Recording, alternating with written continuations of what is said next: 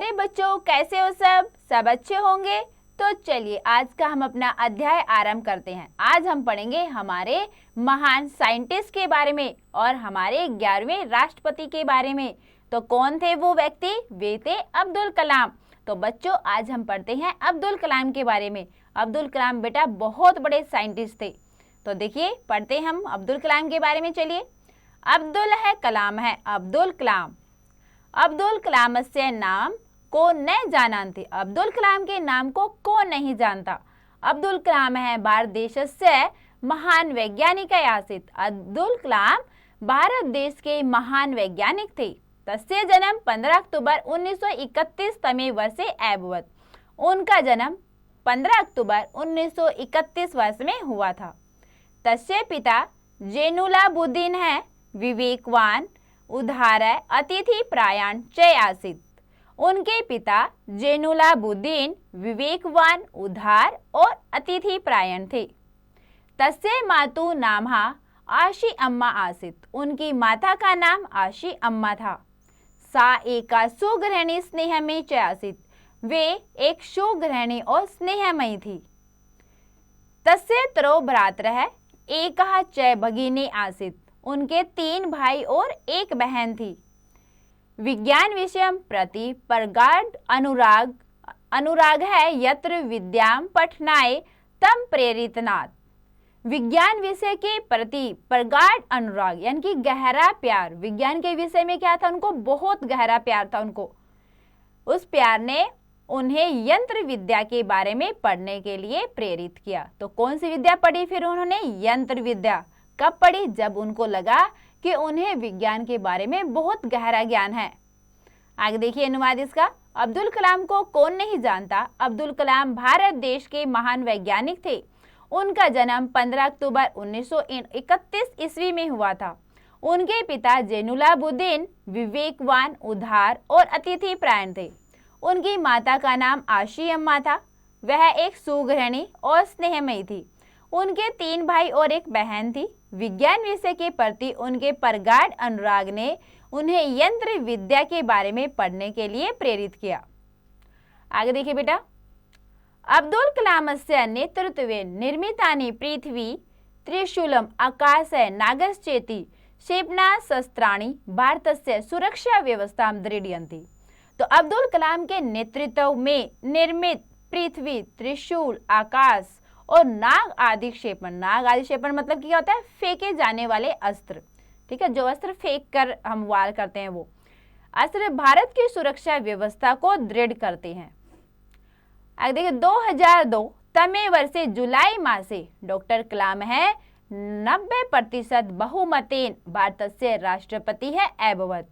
2002 वर्ष जुलाई महीने में डॉक्टर कलाम 90% यानी कि 90% उनको बहुमत मिला था और वो भारत के राष्ट्रपति बने। यानी कि उनका बहुमत कितना था? 90%। जो दूसरी पार्टियां थी उनका 10% और उनका था 90%। और वो फिर क्या बने? भारत के 11वें राष्ट्रपति। से भारतस्य एकादश राष्ट्रपति आसित। वे भारत के 11वें राष्ट्रपति थे। कलामे बहु सद्गुणः आसन न लेशोऽपि दुर्गुणः च। कलाम में बहुत से गुण थे, लेस मात्र भी दुर्गुण नहीं थे। यानी कि हम ये नहीं कह सकते कि उनमें एक भी दुर्गुण था। सभी उनमें क्या थे? गुण थे, बहुत ही अच्छे थे वो। विज्ञानस्य ईश्वर विश्वासस्य च समन्वय तस्मिन् दृश्यन्ते। विज्ञान और ईश्वर का विश्वास का समन्वय उनमें दिखाई देता था। यानी कि विज्ञान का और ईश्वर पर विश्वास और ईश्वर पर यानी कि भगवान पर विश्वास उनमें दिखाई देता था कि उन दोनों में उनका तालमेल अच्छा है। आगे देखिए आजीवनम ब्रह्मचारी शाकाहारी जय कलाम है राष्ट्र सेवा निमित्तम सब जीवनम समर्पितवान। आजीवन पूरे जीवन उन्होंने क्या थे? वे ब्रह्मचारी रहे। ठीक है, आजीवन वो ब्रह्मचारी, शाकाहारी, कभी उन्होंने मांस मच्छी कुछ नहीं खाया। उन्होंने क्या थे? वो शाकाहारी। शाकाहारी कलाम ने राष्ट्र के लिए अपना जीवन समर्पित कर दिया। अपने राष्ट्र के लिए ही उन्होंने अपना पूरा जीवन लगा दिया। स अस्माकम आदर्श है महापुरुष है अस्ति। वे हमारे आदर्श महापुरुष हैं। 27 जुलाई 2015 तमे वर्षे अयं दिव्य पुरुषः पंचतत्वगत है। 27 जुलाई 2015 में यह दिव्य पुरुष पंच तत्व में विलीन हो गए, यानी कि उनका स्वर्गवास कब हुआ था? 27 जुलाई 2015 को।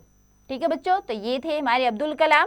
अब इनका हम हिंदी अनुवाद करते हैं इसका। देखिए, अब्दुल कलाम के नेतृत्व में निर्मित पृथ्वी, त्रिशूल, आकाश, नाग आदि क्षेपण फेंके जाने वाले अस्त्र भारत की सुरक्षा व्यवस्था को दृढ़ करते हैं। सन 2002 जुलाई के महीने में डॉक्टर कलाम 90% बहुमतों से भारत के राष्ट्रपति बने। वे भारत के 11वें राष्ट्रपति थे। कलाम में बहुत से गुण थे और लेश मात्र भी दुर्गुण नहीं थे। विज्ञान और ईश्वर पर विश्वास का समन्वय उनमें दिखाई देता है। आजीवन ब्रह्मचारी और शाकाहारी कलाम ने राष्ट्र के लिए अपना जीवन समर्पित कर दिया।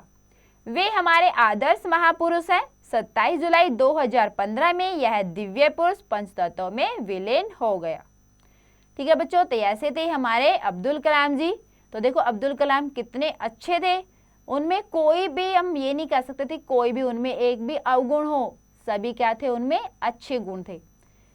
तो हमें बच्चों उनके बताए हुए रास्ते पर चलना चाहिए, हमेशा अच्छाई के रास्ते पर चलना चाहिए और अपने आप को हमेशा अपने कार्यों में लीन करना चाहिए, क्योंकि हम आलस्य करते तो क्या हम अपने काम नहीं कर पाएंगे। तो क्या बोलते थे वो कि जो तुम सोते हुए सपने देखते हो वो सपने नहीं होते कि सोते हुए तुम जो सपने देख रहे हो, बल्कि जो खुली आंखों से जो तुम सपने देख रहे हो वही तुम्हारे सफल होते हैं। सोते हुए जो सपने देखते हैं वो सफल नहीं हो सकते हैं, बल्कि जब आप खुली आंखों से देखोगे सपने कि हाँ हमें ये अपना सपना पूरा करना है, वो आपके सपने पूरे होते हैं। तो हमें अब्दुल कलाम की इन्हीं बातों पर, इन बताई हुई मार्ग पर हमें चलना चाहिए और अपने जीवन को सफल बनाना चाहिए। तो बच्चों, ये अब्दुल कलाम का पाठ आपको बहुत अच्छे समझ में आया होगा। इसको और अच्छे समझने के लिए आप इसका एक बार और अभ्यास अवश्य करें।